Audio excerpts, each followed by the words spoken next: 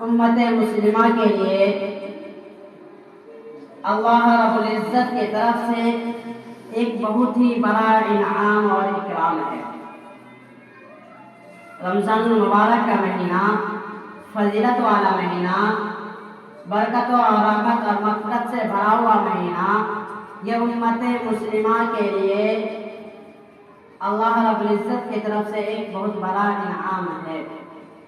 اور امت مسلمہ نسبت کے زیادہ قائل ہیں۔ نسبت اس چیز کو کہا جاتا ہے کہ جس سے ایک دوسرے سے تعلقات ملا ہوا۔ اس کی مثال دیتا ہوں کہ آپ اگر کسی دکاندار کے پاس جائیں، کپڑے کی دکان، مثال کے طور پر آپ نے ان سے کہا کہ بھائی صاحب کوئی چھوٹا سا ٹکڑا ہو کپڑا کا تو ہمیں دے دیں تاکہ ہم اس کے ذریعے سے قرآن شریف کی کھول بناؤں، قرآن پاک کا گلاف بناؤں گا۔ تو وہ کپڑا کا دکان والا ایسا کپڑا جو اس کا کوئی کام کا نہیں ہے، جس کی کوئی قدر و قیمت نہیں ہے، وہ دکاندار وہ کپڑا نکال کر مانگنے والے کو دے دیتا ہے، اور جب اس سے آپ قیمت پوچھے تو قیمت بھی نہیں لیتا ہے۔ وہ کہتا ہے کہ بھائی صاحب آپ قرآن کے غلاف بنانے کے لیے کپڑا لے رہے ہیں، اس سے کیا پیسہ لینا ہے، آپ کو بھی لے کر جائیے۔ میرے محترم بزرگ دوستو، ایسا کپڑا کہ جس کی کوئی قدر و قیمت نہیں ہے، وہ کپڑا کو اس وقت کوئی چومے گا نہیں، کوئی حفاظت سے نہیں رکھے گا، لیکن جب اسی کپڑے کو قرآن کا غلاف بنا لیا جاتا ہے اور قرآن کے اوپر چڑھا دیا جاتا ہے تو آپ خود دیکھیے، سمجھیے کہ قرآن شریف کو چومنے سے پہلے اس غلاف کو چوم رہا ہے، اس کپڑے کو چوم رہا ہے جو قرآن پاک کے اوپر لگا ہوا ہے۔ کیوں؟ اس لیے کہ اس کپڑا کی قدر و قیمت بڑھ گئی، اس کپڑا کا عزت اور احترام مقام بڑھ گیا کہ وہ کپڑا قرآن پاک کا غلاف بن گیا۔ جب اس کپڑے کو قرآن شریف سے لگا دیا تو اس کا مقام بڑھ گیا۔ اور ایسا کپڑا جو بادشاہ کے سر پر پگڑی باندھا ہوا ہو، کسی بڑے انسان نے اپنے سر پر پگڑی باندھا ہوا ہو، قیمتی سے قیمتی کپڑا ہو، کسی عالم صاحب نے اپنے سر پر باندھا ہوا ہو پگڑی، لیکن اس کو کوئی شخص چومے گا نہیں، اس کو کوئی شخص چومتا نہیں ہے۔ لیکن ایک بیکار کپڑا جس کو قرآن شریف کا غلاف بنا لیا جاتا ہے، اس کو سب چومنے لگتا ہے اور قرآن شریف سے پہلے غلاف کو چومنے لگتا ہے، اس لیے کہ اس کا نسبت قرآن شریف سے ہو گیا، اس کپڑے کا تعلق قرآن شریف سے ہو گیا۔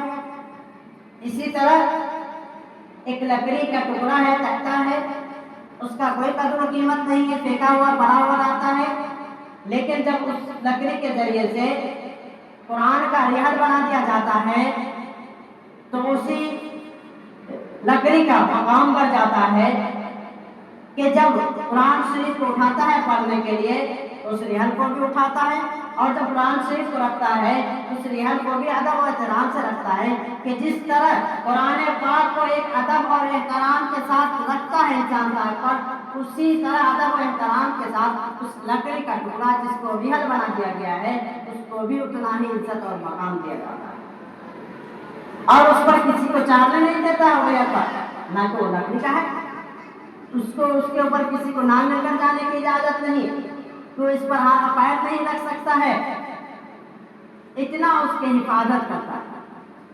اس لیے اس لکڑی کا تختہ اس کا تعلق قرآن پاک سے ہو گیا، جس چیز کا تعلق قرآن سے لگ گیا اس کا مقام اور مرتبہ ہی کچھ اور ہو جاتا ہے، کچھ الگ ہو جاتا ہے۔ ایک کاغذ کا ٹکڑا ہے، بہت ہی قیمتی کاغذ ہے، روڈ پر پڑا ہوا کوئی نہیں اٹھائے گا، لیٹر پیڈ ہے، بہت قیمتی ہے، روڈ پر پڑا ہوا، راستے پر پھینکا ہوا کوئی نہیں اٹھائے گا۔ لیکن ایک بیکار کاغذ ہے، کمزور قسم کا کاغذ ہے، کاغذ کا ٹکڑا ہے جس کی کوئی قدر و قیمت نہیں ہے، لیکن اسی کاغذ کے اوپر بسم اللہ الرحمن الرحیم لکھا ہوا ہو اور وہ کہیں پڑا ہوا مل جائے کسی مسلمان کو تو وہ سب سے پہلے اس کو اٹھائے گا، اس کو صاف کرے گا، اس کو چومے گا، اپنے آنکھوں سے لگائے گا، پیشانی سے لگائے گا، اپنے سینے سے لگائے گا، اپنے سر سے رکھے گا اور اس کو کہیں اچھی جگہ رکھے گا. کیوں؟ اس کاغذ کا تو کوئی قیمت نہیں ہے، بیکار کاغذ ہے. اس کاغذ کا مقام پر جاتا ہے کہ جس میں قرآن کی آیت لکھا ہو، جس میں اللہ کے نام لکھا ہوا ہو. میرے محترم بزرگوں دوستوں، اسی طرح لیلۃ القدر کی رات کہ جس کے بارے میں قرآن کہتا ہے اِنَّا أَنزَلْنَاهُ فِي لَيْلَةِ الْقَدْرِ،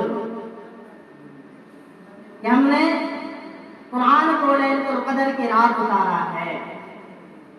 لیلۃ القدر کی رات قرآن کو اتارا ہے.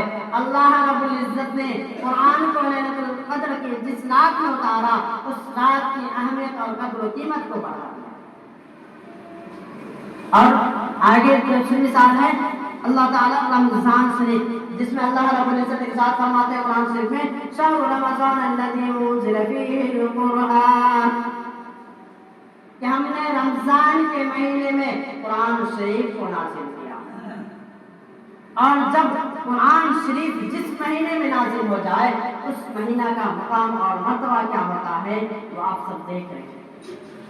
جتنے بھی انبیاء کرام آئے دنیا میں 1,24,000 کروڑ انبیاء کرام، حضرت آدم علیہ السلام سے لے کر عیسیٰ علیہ السلام تک، ہر ایک نبی میں، ہر ایک نبی کے زمانے میں 12 مہینہ عطا کیا اللہ رب العزت نے. سب نبی کے دور میں 12 مہینہ تھا، رمضان المبارک کا بھی مہینہ تھا، لیکن اس کو اتنا فضیلت اس مہینے میں نہیں ملا. ہر نبی کو کتاب ملی ہے، لیکن جو سب سے قیمتی کتاب ہے وہ قرآن پاک ہے. وہ آخری نبی حضرت محمد مصطفیٰ صلی اللہ علیہ وسلم کو عطا کیا. میرے محترم بزرگوں دوستو، ایک کپڑے کا جب تعلق قرآن سے ہو جاتا ہے، گلاف بنا کر قرآن میں لگا دیا جاتا ہے تو اس گلاف کی قیمت بڑھ جاتی ہے. ایک لکڑی کو جب اس کو تراش کر ریحل بنا دیا جاتا ہے اس لکڑی کی قیمت بڑھ جاتی ہے. اور ایک کاغذ کا جب اس میں قرآن شریف لکھا جاتا ہے اس کاغذ کی اہمیت بڑھ جاتی ہے.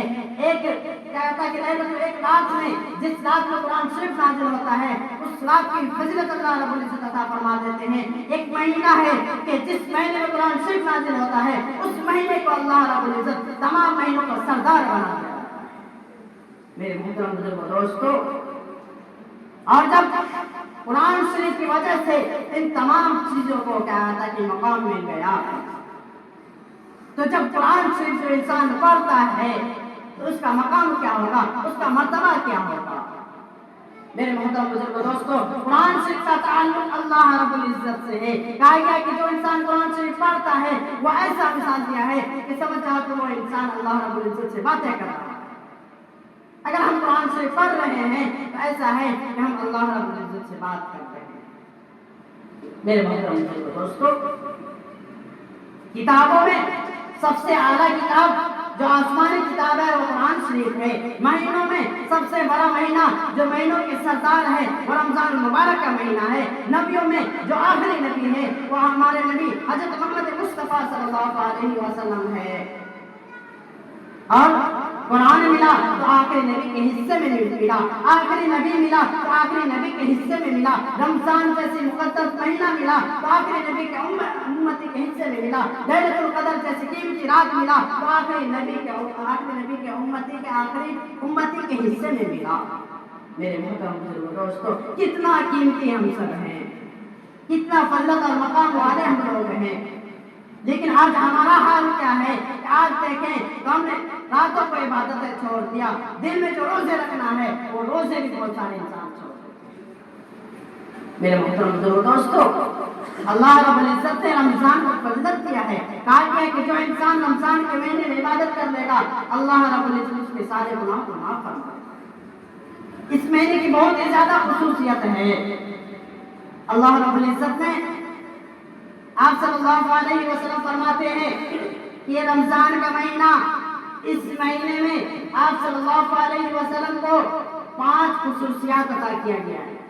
آپ صلی اللہ علیہ وسلم کو 5 خصوصیات عطا کی گئی ہے جو کسی نبی کو ایسی خصوصیت نہیں ملی ہے.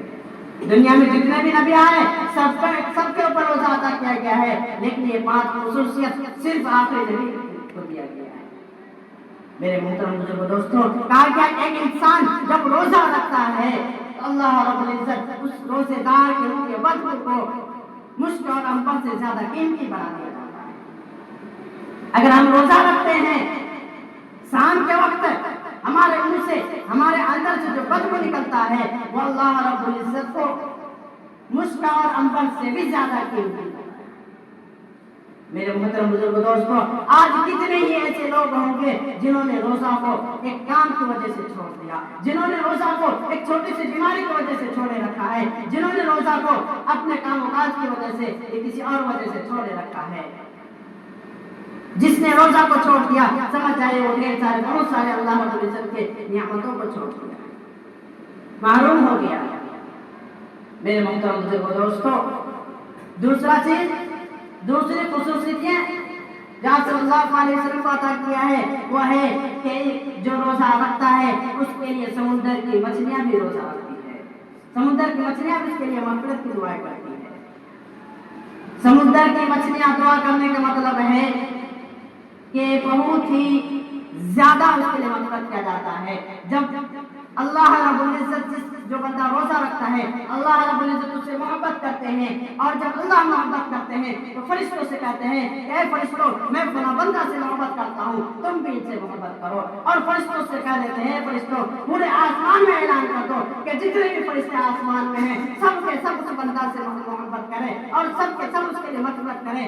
اور جب آسمانوں میں اس بندہ کی محبت چھا جاتی ہے تو زمین کے رہنے والے فرشتوں، زمین میں رہنے والے انسانوں کے اندر بھی اللہ رب العزت اس کی محبت ڈال دیتے ہیں، اور یہاں تک اس کی محبت کا درجہ ہوتا ہے کہ زمین تو زمین، سمندر کے اندر رہنے والی مچھلیاں ہیں، اس تک اللہ رب العزت روزہ دار کی محبت کو پہنچا دیتے ہیں، اور روزہ دار کی محبت کی وجہ سے سمندر کے اندر رہنے والی مچھلیاں اس کی مغفرت کرتے ہیں۔ میرے محترم بزرگ دوستوں، اتنا قیمتی ہے روزہ، اتنا قیمتی ہے روزہ رکھنے والے۔ میرے محترم بزرگ دوستوں، تیسری خصوصیت جو عطا کیا گیا ہے وہ تیسری خصوصیت یہ ہے کہ ہر روز روزہ دار کے لیے جنت کو سجایا جاتا ہے، ہر روز روزہ دار کے جنت کو سجایا جاتا ہے۔ نہ جانے ہمارے کون سے روزہ دار بندے دنیا کو چھوڑ کر آخرت میں آ جائے، دنیا کو چھوڑ کر ہمارے پاس آ جائے، اس کے لیے جنت تیار رکھو، جنت سجائے رکھو، تاکہ وہ دنیا سے آئے گا، روزہ رکھ کر آئے گا، اس کو جنت میں داخل کر دیا جائے گا۔ میرے محترم دوستوں، یہ روزہ دار کی خصوصیت ہے۔ اور چوتھا کیا کہ رمضان المبارک کے مہینے میں افطار کے وقت روزہ دار کی دعائیں قبول ہوتی ہے۔ جو روزہ دار روزہ رکھتا ہے، افطار کے وقت اس کے ہر ایک کی دعائیں قبول ہوتی ہے، اور سحری کے وقت کہا جاتا ہے کہ اس کی دعائیں قبول ہوتی ہے۔ ان دو وقتوں میں روزہ دار کی دعائیں قبول ہوتی ہے۔ اگر ہم روزہ رکھتے ہیں اور ان دو وقتوں میں دعائیں کرتے ہیں اللہ رب العزت سے تو ہماری ہر ایک دعا قبول ہوگی انشاءاللہ۔ میرے محترم بزرگ دوستوں، کہا کہ یہ روزہ بہت قیمتی روزہ ہے، یہ رمضان کا مہینہ بہت قیمتی مہینہ ہے، اور آپ صلی اللہ علیہ وسلم نے حدیث میں فرمایا ہے تسحروا فإن السحور برکۃ، کہ سحری کھاؤ، سحری کھاؤ، بغیر سحری کا روزہ مت رکھو۔ بغیر سحری کھائے ہوئے روزہ یہود اور نصارہ لوگ رکھتے تھے، کہ ان کا روزہ 24 گھنٹہ کا ہوتا تھا، کہ مغرب کے وقت کھانا کھاتا تھا، افطاری کرتا تھا، اور دوسرے دن جب مغرب کا وقت آئے گا اسی وقت وہ کھاتے تھے اور سحری افطاری کرتے تھے۔ اور جب ہمارے نبی صلی اللہ علیہ وسلم کے اوپر بھی شروع میں رمضان کا مہینہ نازل ہوا تھا، اتارا تھا، تو اس وقت بھی 24 گھنٹے کا روزہ تھا، اور اس کے بعد اللہ رب العزت نے آخری نبی کے اوپر رحم اور کرم کیا کہ 12 گھنٹے کا روزہ عطا کیا، صرف دن کا روزہ عطا کیا۔ میرے محترم دوستوں، اس نے حدیث پاک میں فرمایا اللہ کے رسول صلی اللہ علیہ وسلم نے سحری کھاؤ، سحری میں برکت ہے، سحری میں برکت رکھا ہے، اس لیے ہم سب کو چاہیے کہ سحری کھائیں۔ سحری کا وقت بتایا ہے کہ سحری کا وقت یہ ہے کہ آخری وقت میں سحری کھائیں، رات کے آخری پہلو میں سحری کھائیں، ایسا نہیں کہ 12 بجے 2 بجے اٹھ کر سحری کھائیں، ایسا نہیں، بلکہ رات کا تہائی حصہ آخری حصے میں سحری کھانے کا۔ میرے محترم بزرگ دوستوں، رمضان کا مہینہ ہے، آپ صلی اللہ علیہ وسلم کا فرمان ہے، حدیث پاک ہے کہ آپ صلی اللہ علیہ وسلم صحابہ کرام کو سب کو مسجد میں جمع فرماتے ہیں اور کہتے ہیں کہ اے صحابہ ممبر کے قریب آ جاؤ، اور تمام صحابہ ممبر کے قریب آ جاتے ہیں. آپ صلی اللہ علیہ وسلم جیسے ہی پہلے سیڑھی پر قدم رکھتا ہے تو کہتے ہیں آمین. دوسرے سیڑھی پر قدم رکھتے ہیں, ممبر پر قدم رکھتے ہیں, کہتے ہیں آمین. تیسرے ممبر پر قدم رکھتے ہیں, کہتے ہیں آمین. اور آپ صلی اللہ علیہ وسلم سب کو ممبر پہ قریب کر کے سب کو نصیحت کر رہے تھے کہ رمضان کا مہینہ آ گیا ہے, کہ رمضان کے مہینے میں ہم کس طرح کا عبادت کریں, کیسے ہم اللہ رب العزت کو راضی کریں, کیسے ہم اپنے سارے گناہوں کو معاف کروائیں. اس کی فضیلت بیان کر رہے تھے, جس کی وجہ سے تمام صحابہ کرام کو ممبر کے قریب کیا. اور جب آپ صلی اللہ علیہ وسلم نے خطبہ ختم کیا, بیان ختم کیا, اور اس کے بعد صحابہ کرام نے سوال کر دیا کہ یا رسول اللہ, ہم نے آج سے پہلے ایسا عمل کبھی بھی نہیں دیکھا کہ آپ ممبر پہ چل رہے ہو اور آپ نے آمین کہا. میرے محترم بزرگ دوستو, صحابہ کہتے ہیں کہ یا رسول اللہ, ہمیں اس بات سے تعجب ہوا, آپ بتائیں کہ یہ کیا ماجرا ہے.